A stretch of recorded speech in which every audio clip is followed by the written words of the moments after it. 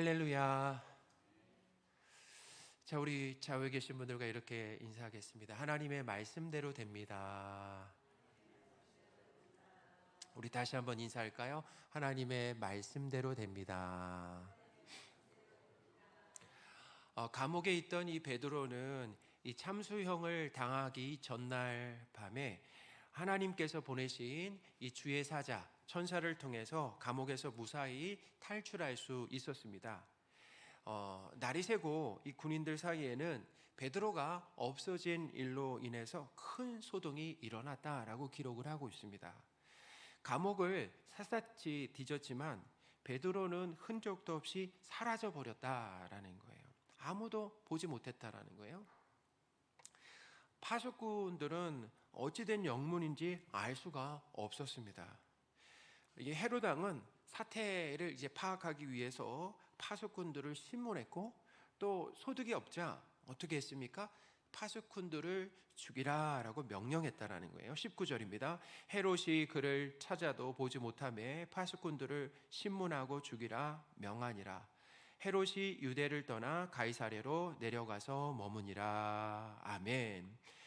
헤롯 왕은 이 파수꾼들을 신문했을 때 그들의 실수나 아니면 태만이 아님을 알았을 겁니다. 왜냐하면 기본적으로 당시의 법은 죄수를 놓치면 책임은 누가 져야 돼요? 간수가 져야 됐다라는 거예요. 그러니까 필사적으로 죄수를 지킬 수밖에 없었다라는 거예요. 풀어주면 누가 죽어야 돼요? 간수가 죽어야 되기 때문에 그렇게 간수가 돈을 받고 매수되어서 풀어주고 하는 일들은 일어나지 않는다라는 거죠. 근데 이렇게 조사를 하다 보니까 이것은 그것도 몇 명이 지켰다라고 합니까? 최소 그 시간대에 이제 4명이 안에서 지켰던 거잖아요. 이렇게 안에서 2명, 바로 감옥 안에서 2명 뿐만 아니라 또 지키는 사람들이 많았는데 그 철통 같은 상황을 뚫고 나갔다라고 한다면 사실은 그것은 사람이 한 일이 아니라 이렇게 조사하면서 이건 누가 했다라고 느낄 만한 일들입니까? 사실은 이거는 지난번처럼 정말 하나님이 하신 것이 아닌가라고 할 정도의 그런 상황이었다라는 것입니다. 근데 이 헤롯은 파수꾼들을 아주 무자비하게 죽였다라는 거죠. 사실 한번 생각하면은 이 파수꾼들은 헤롯의 사람들이었습니다. 자, 누구의 사람들이었다고요? 헤롯의 사람들이었어요. 그러니까 헤롯 왕을 위해서 충성되게 일하는 군인이면서 백성들이었습니다. 헤롯 왕은 이 자기 백성을 함부로 대하면서 그들의 잘못이 아님을 뻔히 알면서도 죽이기까지 했다라는 것입니다. 이렇게 오늘 말씀을 보면서 이렇게 세상 이 왕이라고 하는 사람들은 자기 권력과 이 체면을 위해서 자기 백성을 희생시키기까지 하고, 그리고 함부로 대하는 모습을 본다라는 거죠. 그러니까 마음에 들지 않으면 화풀이를 하는 거예요. 거기다 화풀이나 분풀이까지 한다라는 것입니다. 반면에 우리 왕이신 우리 하나님은 자기 백성인 베드로를 사랑하시고 보호하시고 돌보셨다라는 것입니다. 할렐루야. 왕이신 하나님은 이 절대 권력을 가진 헤롯 왕의 이 손아귀에서 자기 백성인 베드로를 어떻게 하셨습니까? 구해내셨다라는 거예요. 이렇게 우리는 대조적인 모습을 보는 거죠. 하나님께서 사랑하시는 성도 여러분, 하나님을 우리의 왕으로 모시며 사는 은혜 감사하시기 바랍니다. 하나님은 우리의 왕이세요. 그리고 우리는 그의 백성이다라는 것이고, 하나님은 그의 백성을 어떻게 하신다고요? 사랑하신다, 돌보신다라는 것입니다. 보호하신다라는 거예요. 그러니까 세상에 절대 권력을 가진 강력한 그 헤롯 왕의 손아귀에서도 어떻게 하나님은 자기 백성을 보호하실 수 있는 능력이 있다라고 하는 것을 믿으시기 바랍니다. 그러니까 우리가 살아가는 것은 하나님이 우리와 함께 하시면서 우리를 어떻게 보호하시고 지키시는 그 은혜 가운데 우리가 살아가고 있다라는 것입니다. 이 일이 있은 후에 헤롯은 유대를 떠나서 이 가이사랴로 내려갔습니다. 그곳에서 헤롯 왕은 두로와 시돈 사람들에게 대단히 노여워했다라고 하는 내용이 나온다라는 거예요. 20절입니다. 같이 읽겠습니다. 헤롯이 두로와 시돈 사람들을 대단히 노여워하니 그들의 지방이 왕국에서 나는 양식을 먹는 까닭에 한 마음으로 그에게 나와 왕의 침소 맡은 신하 블라스도를 설득하여 화목하기를 청한지라. 아멘. 본문은 헤롯이 어떤 이유에서 노여워하면서 이 두로와 시돈 사람들을 마음에 들지 않아 했는지, 그런 내용이 이렇게 생략이 되어 있습니다. 베드로를, 아마 이런 생각도 들어요. 베드로가 탈출한 것에 대해서 그런 심기가 대단히 이렇게 불편했는데 헤롯 왕이 누구에게 그냥 화풀이를 한 거예요?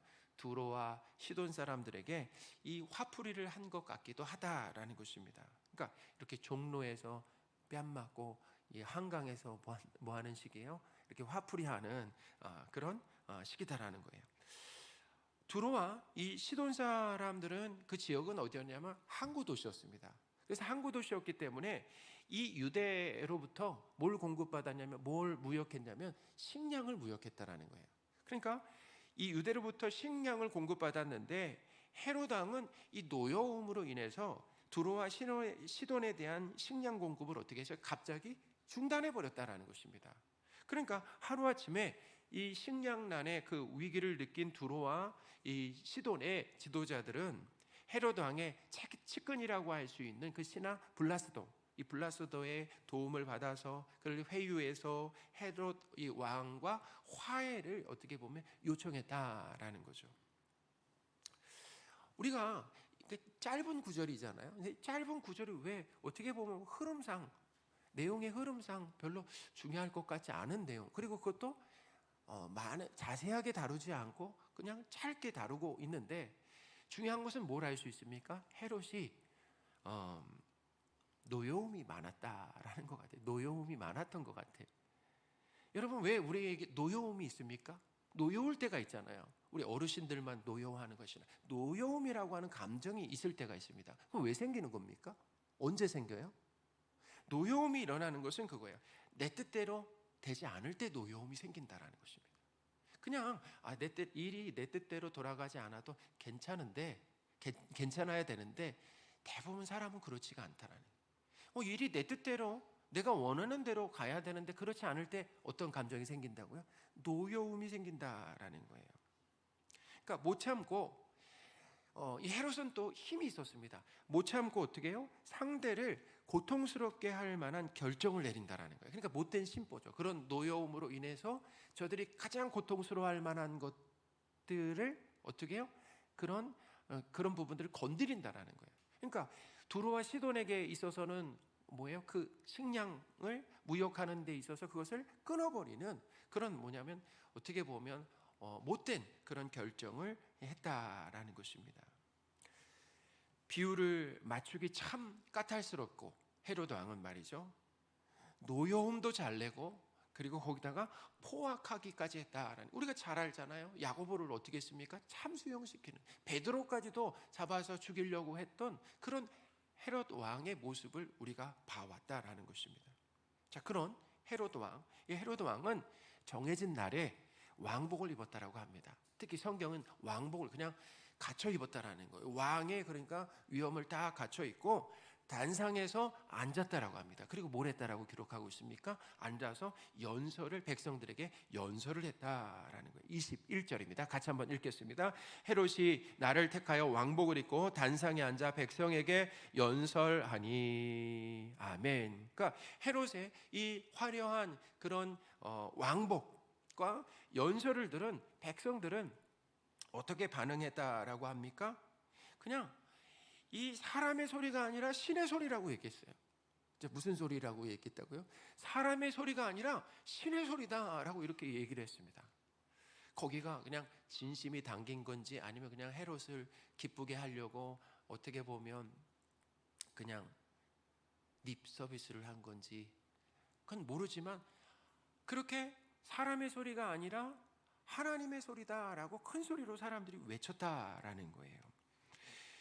22절 우리 같이 한번 읽겠습니다. 백성들이 크게 부르되 이것은 신의 소리요 사람의 소리가 아니라 하거늘. 헤롯은 자신을 하나님이라고 이렇게 칭송하는 백성들의 그 환호와 찬사를 어떻게 했습니까? 거부하지 않았어요. 그것을 뭐냐면 어떻게 보면 당연한 듯 즐겼다라는 것입니다. 거부하거나 말리지 않았어요. 그렇게 하지 말아라라고 백성들에게 말리지 않아요. 큰 소리로 했다라고 했잖아요. 큰 소리, 작은 소리가 아니라 백성이 큰 소리로 그런 이야기를 했는데 거부하거나 말리지 않았다라는 거예요. 자, 우리가 잘 아는 것처럼 놀랍게요. 이 본문 앞뒤를 보면 어떤 일이냐면 오늘 본문이잖아요. 이 본문의 앞쪽에도 뒤쪽에도 어떤 이야기가 있냐면은 베드로 이야기가 나오고 그리고 바울 이야기가 나옵니다. 근데 그 어떤 이야기냐면은 자, 베드로는 이 고넬료를 만났을 때 고넬료가 어떻게 했습니까? 베드로 앞에 엎드렸다라는 거예요. 베드로를 신으로 생각하지는 않고 어떻게 보면 천사와 같이 아니면 하나님이 보내신 어떤 사자와 같은 정말 엄청난 대우를 그 백부장 고넬료가 식민지인 베드로에게 했다라는 거예요. 보잘것없는 베드로에게 그 발 앞에 엎드렸다라고 기록을 하고 있는데 그때 베드로가 어떻게 반응했습니까? 그때 베드로는 이 고넬료를 일으켜 세웠어요. 그러면서 한마디 했습니다. 나도 뭐라고 했습니까? 나도 사람이요 라고 얘기를 했다라는 거예요. 우리 사도행전 10장 25절 26절 말씀인데 같이 한번 읽겠습니다. 마침 베드로가 들어올 때 고넬료가 맞아 발 앞에 엎드려 절하니 베드로가 일으켜 이르되 일어서라 나도 사람이라 하고. 아멘. 이 바울이 루스드라에 갔을 때 거기에 누가 있었냐면 나면서부터 걷지 못하는 사람이 있었어요. 근데 바울이 하나님의 은혜 가운데 걷게 했습니다. 그러니까 사람들이 아주 놀라는 거죠. 그래서 사람들이 이 바울과 바나바를 신인 줄 알고 막 제사를 드리려고 했다는 거예요. 이 사람들한테. 그때 바울이 어떻게 했습니까? 그때 바울은 더 심했습니다. 뭘 했어요? 자기의 옷을 찢었어요. 막 옷을 찢으면서 소리 지르면서 뭐라 그러냐면 나도 사람이요. 또 얘기를 했다는 거예요. 뭐라고요?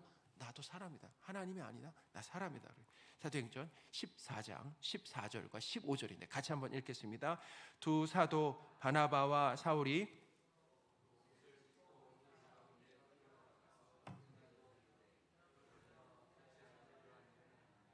우리도 여러분과 같은 성정을 가진 사람이라. 아멘. 이렇게 베드로와 바울은 사람들이 천사나 신으로 대하는 것처럼 이렇게 신을 대하는 것처럼 높였을 때 분명히 사람이다라고 밝혔어요. 그죠? 사람이다. 내가 한 것이 아니다. 하나님이 보내셨다. 하나님이 하신 일이다라는 것을 분명히 밝혔습니다. 그런데 헤롯 왕은 사람들이 신처럼 떠받드는 것을 부정하거나 거절하지 않고 즐겨했다라는 거예요. 그러니까 점점 이 헤롯 왕의 모습을 보면은 뭔가 이제 좀 아슬아슬하고 그리고 뭔가 어떤 일이 터질 것 같은 그런 느낌이 이렇게 들죠. 헤롯 왕의 모습을 보면요.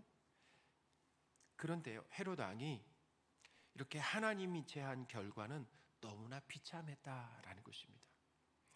스스로 하나님이 된 헤롯 왕은 오늘 본문에 보니까 하나님의 사자가 나타났어요. 그래서 어떻게 했다고요? 쳤다라고 기록하고 있습니다. 하나님의 사자가 나타나 쳤더니 어떻게 죽었다라고 합니까? 벌레에 먹혀 죽었다라고 기록을 하고 있어요. 23절입니다. 같이 한번 읽겠습니다. 헤롯이 영광을 하나님께 돌리지 아니하므로 주의 사자가 곧 친히 벌레에게 잡혀 죽으니라. 아멘. 하나님은 주의 사자를 보내셔서 자기 백성 베드로를 감옥에서 탈출시켜 주셨잖아요. 그때 그 기적 사건을 통해서 헤롯 왕은 하나님께서 하신 일이다라고 하는 것을 이렇게 봤음에도 불구하고 그 교만한 모습을 유지했다라는 것입니다. 하나님은 이 베드로에게 보내셨던 천사를 이번엔 누구에게 보내셨습니까? 놀라워요. 헤롯 왕에게 보냈다. 베드로에게 보내셔서 구해내신 하나님께서 이제 심판을 위해서 누구에게 보내셨습니까? 헤롯 왕에게 보내셔서 헤롯을 치셨다. 하나님은 헤롯 왕이 신이 아님을 보여주셨다라는 거예요. 할렐루야. 사람들이 신이라고 그랬습니다. 근데 헤롯이 누가 아니라는 걸 가르쳐 줬어요? 신이 아니다라는 것을 가르쳐 주셨다. 그 자리에서 가르쳐 주셨다는 것입니다. 참 놀라운 일이죠. 헤롯 왕은 큰 힘을 갖고 하나님 체하면서 자신의 뜻대로, 어떻게 보면 처음부터 자신의 뜻이 착착 이루어지는 것 같았잖아요. 야고보도 잡아서 참수형 시키니까 사람들로부터 인기를 얻어요. 베드로도 잡았습니다. 그래서 죽이려고 하는데 자기의 뜻이 착착 이루어지는 것 같았는데 어떻게 해요? 그렇지 않았습니다. 자신의 뜻대로 영원히 통치할 것 같았지만 하나님의 심판을 받아서 벌레의 밥이 되어 갑작스럽게 예기치 않게 죽음을 맞이하게 되었다는 것입니다. 그러니까 헤롯 왕은 한낱 고작 벌레에게 죽는 별것 아닌 인생이었다는 거예요. 자, 어떤 인생이라고요? 정말 대단한 것 같지만 별것 아닌 인생이라. 어떻게 죽었다고요? 벌레 밥이 되었다라는 것입니다. 그런 존재, 우리가 사람이라는 존재는 정말 막 대단한 것 같지만 훌륭한 것 같지만 우리가 그런 존재다라는 것을 오늘 말씀이 우리에게 가르쳐주고 있다는, 가장 높은 지위에 앉아서 빛나고 화려한 왕복을 입고 자기의 뜻을 이루기 위해서 권력을 휘두르면서 하나님 체한 인생이 하나님께서 치시니까, 하나님께서 심판하시니까 벌레에 먹혀 죽는 비참하고 이 충격적인 최후를 맞게 되었다라는 것입니다. 헤롯 왕은 갑자기 하나님의 심판을 받은 것이 아닙니다. 우리가 알 수 있잖아요. 그냥 성경에 나온 것만 해도 어때요? 야고보를 참수형 시켰습니다. 하나님 어때요? 그때도 참으셨어요. 베드로를 감옥에 가두셨습니다. 파수꾼들을 죽이고, 노여움으로 인해서 두로와 시돈에 갑자기 식량 공급을 중단함으로 많은 사람들을 이 죽음의 위협 가운데 빠뜨렸고 하나님의 영광까지도 갈아채는 그런 일들을 일삼았다라는 것입니다. 하나님께서 교만했던 이 헤롯 왕을 어떻게 해요? 하나님의 때 심판하셨다라고 하는 것을 본문이 우리에게 가르쳐주고 있다는 것입니다. 세상은 강대국과 그리고 힘 있는 사람의 뜻대로 흘러가지 않는다라고 하는 것을 다시금 배웁니다. 자, 누구의 뜻대로 흘러가는 것입니까? 하나님의 말씀대로, 하나님의 뜻대로 흘러간다라고 하는 것을 믿으시기 바랍니다. 그러므로 우리는 어떻게 살지를 이제 결정하는 거예요. 그게 상당히 중요합니다. 세상이 강대국과, 예를 들면 미국과 중국의, 그리고 저 유럽의 어떤 강대국의 뜻과 힘과 계획대로 이렇게 흘러가는 것이 아니라 이 세상을 통치하시는 하나님의 뜻대로 흘러간다라는 것을, 그리고 하나님의 말씀대로 되어진다라고 하는 것을 믿는다라고 한다면 우리 성도는 이제 어떻게 살 것인가라고 하는 것을 결정하는 거예요. 어떻게 살아야 됩니까?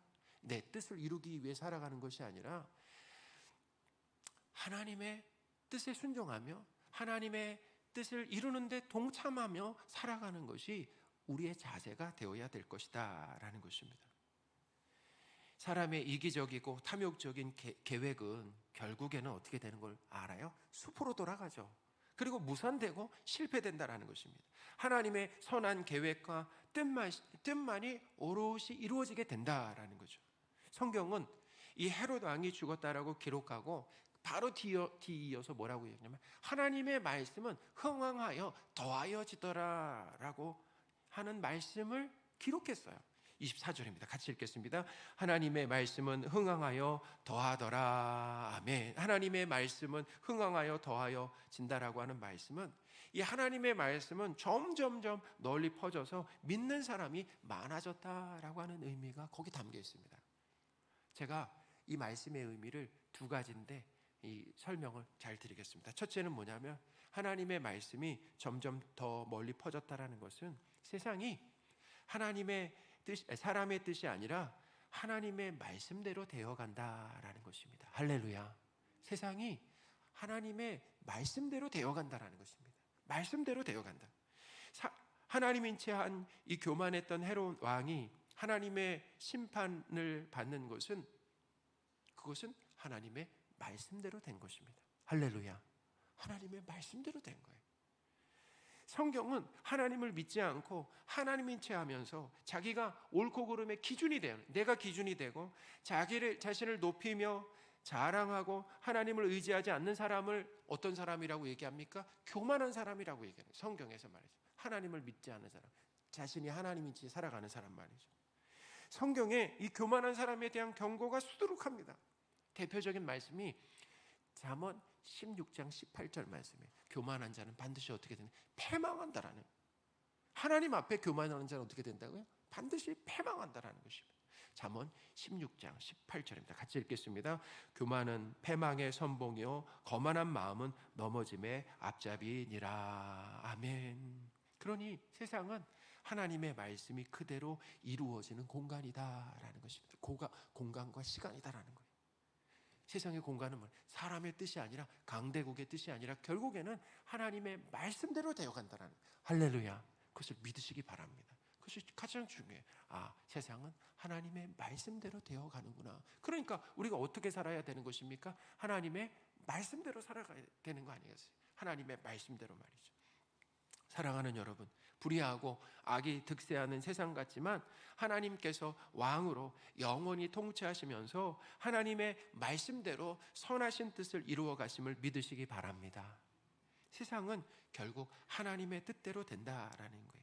성도로서 우리의 영적인 싸움이 무엇입니까? 그것은 교만입니다.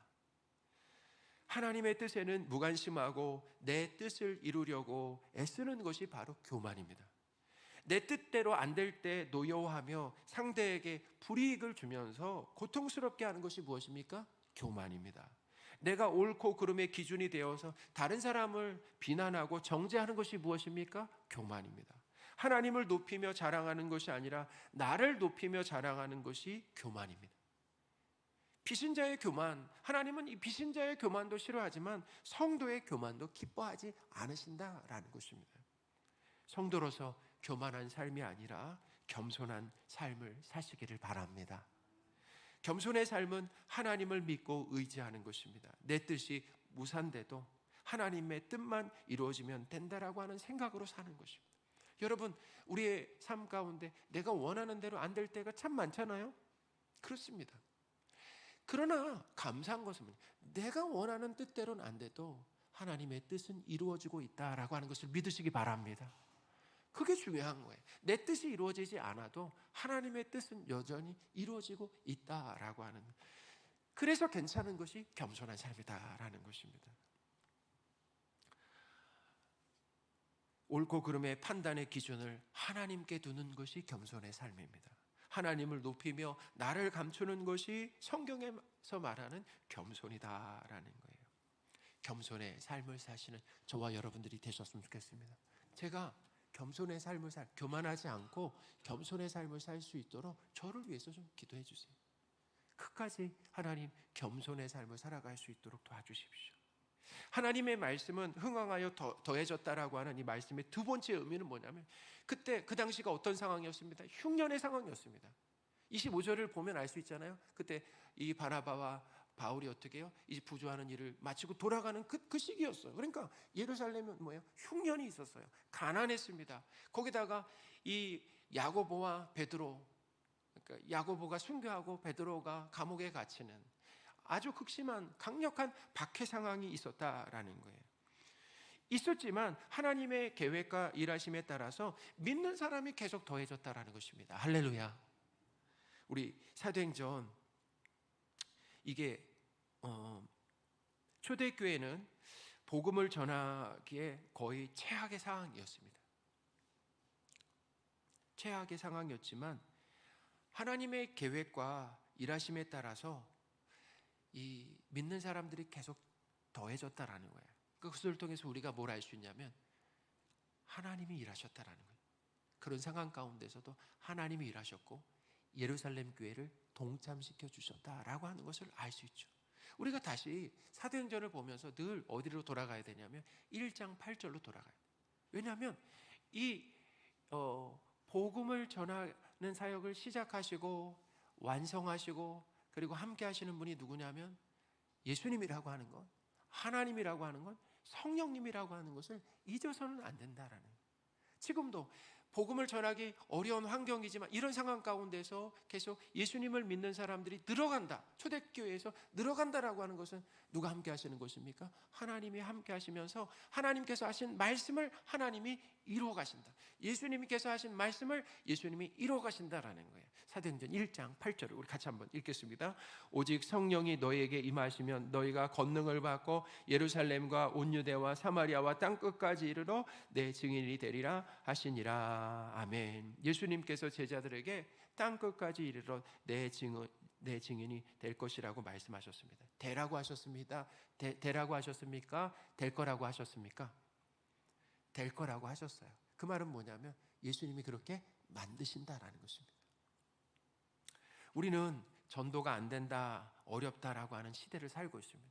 요즘 그래요. 그냥 이렇게 들려오는 얘기가 교회 성도에 등록을 안 하고 등록하는 성도가 거의 없고 가물에 콩나듯 전도하기 참 어렵다라는 그 이야기를 합니다. 근데 전도하기 좋았던 시대는 없습니다. 사실 우리가 초대교회를 봐도 그러잖아요. 전도하기가 얼마나 어려웠습니까? 전도하다가 어떻게 돼? 감옥에 갇히고 전도하다가 죽게 되고 삶의 터전을 잃게 되고 직장을 잃게 되는 이런 일들이 일어나는 그런 상황이었어요. 그때와 지금을 비교하면 훨씬 지금이 더 낫다라는 생각이 들어요. 전도가 안 되는 이유가 무엇입니까? 그것은 전도를 안 하기 때문이다. 결론은 그거예요. 전도를 하나님이 말씀하셨는데 교회가 전도를 안 하기 때문에 전도가 안 되는 것입니다. 하나님의 말씀에 순종해서 전도에 관심 갖고 기도하고 복음을 전하는데 우리가 열심을 내면은 우리를 통해서 택한 백성이 예수님을 믿고 하나님의 자녀가 될 줄 믿습니다. 오늘날도 마찬가지예요. 복음의 제일 적대적이었던 초대교회의 이 상황도 믿는 사람들이 늘어났다라고 하는 것을 보면은 하나님이 하셨구나, 하나님의 일하신 결과다라는 것을 아는 거죠. 하나님께서 일하시고 우리를 부르셔서 이 전도에 동참시키실 때 순종으로 반응하면 어떻게 해요? 순종으로 반응하게 되면 우리를 통해서도 하나님이 일하신다라는 것입니다. 이제 우리 예비성도 초청 예배가 한 달로 남지 않았어요. 오늘 보니까 디데이가 28일입니다. 전도 대상자를 만약에 정하지 못하셨다라고 한다면 기도하시고 전도 대상자를 정하시기 바랍니다. 이제 제가 더 이상은 대상자들하고 닥달하지 않고 이제 우선은 정하시기 바랍니다. 그리고 정하셨다라고 한다면 기도하시기 바랍니다. 하나님께 기도하는 거. 그리고 이번 주에 내는 꼭 초대장을 전달하시기 바랍니다. 초대장을 전달하자면 한 달 그래도 28일 전에는 전달해야지, 그죠? 여유 있게 전달을 해야 됩니다. 그래서 전달을 하시고, 전달하셨다라고 하면 자주 차를 마시거나 식사하시는 자리를 마련하시고, 또 뭐예요? 우리가 할 수 있는 대로 작은 선물을 드리고 또 오실 수 있도록 한번 독려를 해주시면 좋겠습니다. 우리가 할 일을 하고 결과는 누구에게 맡기는 거라고요? 하나님께 맡기는. 근데 우리가 아무것도 안 하고 하나님께 맡길 수는 없어요. 그냥 하나님이 다 알아서 하세요라고 맡기는 것은 그것은 불순종입니다. 순종이 아니에요. 하나님은 전도하는 일에 우리가 동참하기를 원하신다. 그 귀한 일에 우리가 동참하기를 원하신다라는 것입니다. 우리를 자격이 없지만 연약하지만 불러서 쓰시는 거예요. 이 귀한 일, 하나님께서 정말 귀하게 여기시는 이 일들에 우리 교회를 성도들을 불러주신다라는 것입니다. 하나님이 이렇게 동참시켜 주실 때 우리가 순종으로 반응하면 좋겠습니다. 전도하기 어려운 시기지만 하나님의 말씀은 흥황하여서 예수님을 믿는 사람들이 더해졌다라고 하는 이 말씀은 오늘날도 가능하다라고 하는 것을 믿으시고 이런 역사가 우리 삼능교회에 계속되도록 순종으로 반응하시는 저와 여러분들이 되셨으면 좋겠습니다.